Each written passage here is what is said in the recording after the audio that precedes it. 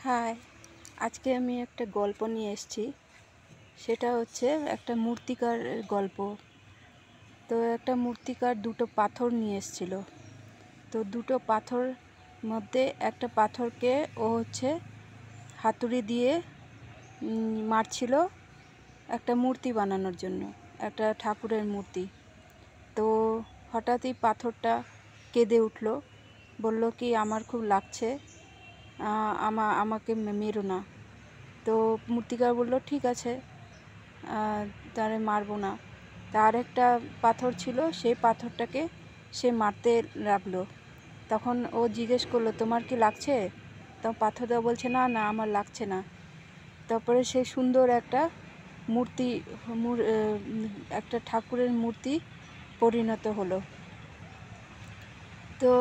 তো ওখানে একটা লোক, তো যে ওকে এটা করতে দিয়েছিল, সে মহাজনটা এসছে। সে ওই ঠাকুরের মূর্তিটাকে নিয়ে ঠাকুরের মন্দিরে যায় বসিয়ে দিয়েছে। তারপরে ও দেখে হঠাৎ যে ওই যে একটা যে তোমার পাথরটা পড়ে আছে, সে পাথরটাকে নিয়ে ওই মন্দিরের সামনে রেখে দিয়েছে, যে আসবে সেখানে নারিয়েল ফুটবে।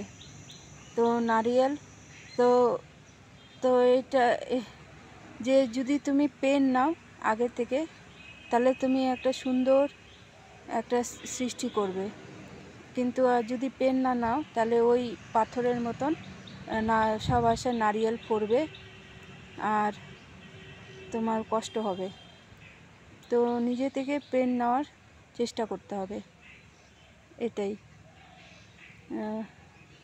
Bye bye.